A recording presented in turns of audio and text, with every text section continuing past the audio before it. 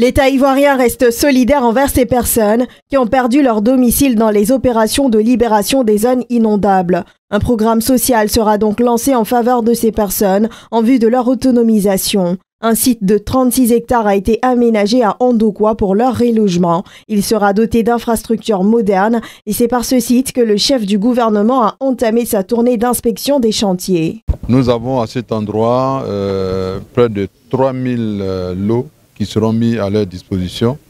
Sur ces sites, l'aménagement sera fait en sorte que la voirie principale sera bitumée.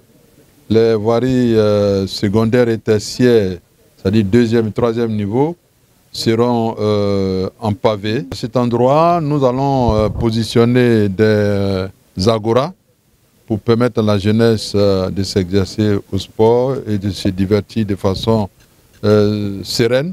Des programmes d'accompagnement seront élaborés pour prendre en charge les jeunes et les femmes, de sorte à leur permettre de réaliser des activités génératrices de revenus. Pour le Premier ministre Robert Begré-Mambé, l'ambition du gouvernement est de livrer le projet au premier trimestre 2025.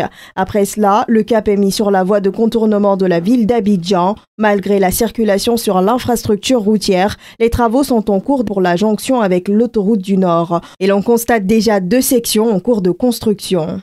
Là, nous sommes en train de continuer les chantiers. Nous venons de visiter un tronçon qui fait environ 30 km, si on met les deux bouts ensemble, et pour un montant de près de 66 milliards de francs CFA. Ce que nous notons, c'est que tout cela va contribuer à fluidifier le trafic, c'est-à-dire que celui qui est à Benjerville, qui demain voudra aller à Yamoussoukro, n'a plus besoin de traverser tout Abidjan, il passe par Iguerkak et il prend l'autoroute, il est parti.